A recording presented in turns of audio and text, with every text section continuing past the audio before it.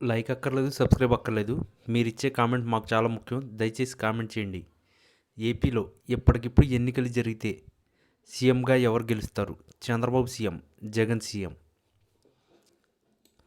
ఆంధ్రప్రదేశ్ రాజకీయాల్లో ఎప్పుడు ఏ మలుపు చోటు చేసుకుంటుందో ఊహించడం కష్టం. కానీ ప్రస్తుత పరిణామాలు చూస్తుంటే వైఎస్ఆర్ కాంగ్రెస్ పార్టీలో పెను మార్పులు సంభవించినట్లు కనిపిస్తున్నాయి. ముఖ్యంగా ప్రకాశం జిల్లా రాజకీయాల్లో కీలక నేతగా ఎదిగిన బాలినేని శ్రీనివాసరెడ్డి, వైఎస్ జగన్మోహన్ రెడ్డి ఇస్తున్న సాకులు ఇప్పుడు రాష్ట్ర వ్యాప్తంగా చర్చనీయాంశమయ్యాయి. జగన్కు అత్యంత సన్నిహితుడు, బంధువు అయిన బాలినేని విషయంలో పార్టీ అధినేత ఇంత కఠినంగా వ్యవహరిస్తున్నారని ఎవరూ ఊహించలేదు. ఒంగోలు నగరాన్ని తన కంచుకోటగా మార్చుకున్న బాలినేని గత కొంతకాలంగా పార్టీలో అసంతృప్తితో ఉన్నారనే వార్తలు వస్తున్నప్పటికీ జగన్ తీసుకుంటున్న నిర్ణయాలు ఆయన్ను మరింత ఇరకాటంలోకి నెట్టేలా ఉన్నాయి. పార్టీ అంతర్గత వ్యవహారాల్లో భాగంగా ఇటీవల జరిగిన కొన్ని పరిణామాలు బాలినేని ప్రాధాన్యతను తగ్గించేలా ఉండడం గమనార్హం. జిల్లాలో ఇతర నేతలకు జగన్ ప్రాముఖ్యత ఇవ్వడం, అలాగే బాలినేని వ్యతిరేక వర్గాన్ని ప్రోత్సహిస్తున్నట్లు సంకేతాలు ఇవ్వడం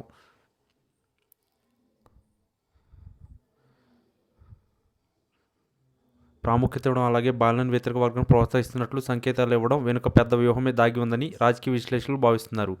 జగన్ తన రాజకీయ చదరంగంలో భాగంగా ఒంగోలు వేదికగా కొత్త ఆట మొదలుపెట్టారా అనే సందేహం కలగడం సహజం. సాధారణంగా జగన్ ఎవరినైనా నమ్మితే వారికి పూర్తి స్వేచ్ఛ ఇస్తారు. కానీ ఒకసారి నమ్మకం సడలితే మాత్రం ఎంతటి వారినైనా పక్కన పెట్టడానికి వెనుకాడరు. బాలినేని విషయంలో కూడా ఇదే జరుగుతుందా అన్నది ఇప్పుడు $1 మిలియన్ ప్రశ్న. రాజకీయ వర్గాల్లో జిల్లా రాజకీయాల్లో బాలినేని పట్టును తగ్గించడం ద్వారా కొత్త నాయకత్వాన్ని తీసుకురావాలని జగన్ భావిస్తున్నట్టు తెలిసింది. దీనివల్ల పాతతరం నేతలు ఆధిపత్యానికి గండికొట్టి తనపై మాత్రమే ఆధారపడే కొత్త కేడర్ను సిద్ధం చేసుకోవడం జగన్ అసలు ఉద్దేశం కావచ్చు. ఒంగోలు పార్లమెంట్ స్థానంతో పాటు అసెంబ్లీ నియోజకవర్గంలో కూడా మార్పులు చేర్పులు చేయడం ద్వారా జగన్ తన బలాన్ని నిరూపించుకోవాలని చూస్తున్నారు. ఈ క్రమంలో బాలినేని చెక్ పెట్టేలా ఆయన అనుచరగానాన్ని బలహీనపరచడం లేదా ఇతర నేతలతో సమన్వయం చేసుకోవాలని ఒత్తిడి చేయడం వంటివి జరుగుతున్నాయి.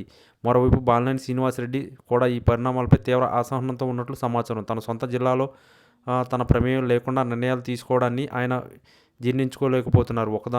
ఒకానొక దశలో ఆయన పార్టీ మారుతున్నారనే ప్రచారం కూడా జోరుగా సాగింది. అయితే ఈ జగన్ మాత్రం తన పంతం మార్చుకోకుండా ఒంగోలు కేంద్రంగా పార్టీ పునర్వ్యవస్థీకరణకు శ్రీకారం చుట్టారు. ఇది కేవలం ఒక జిల్లాకు పరిమితమే అంశం కాదు.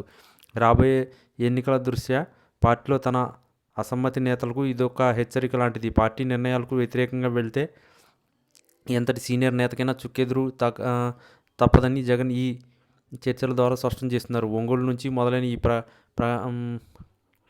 ప్రక్షాళన రేపు రాష్ట్రంలోని ఇతర రాజకీయ జిల్లాలకు కూడా పాకే అవకాశం ఉంది. రాజకీయాల్లో శాశ్వత మిత్రులు, శాశ్వత శత్రువులు ఉండరనే సామెత బాలినేని మరియు జగన్ మధ్య ఉన్న సంబంధానికి సరిగ్గా సరిపోతుంది.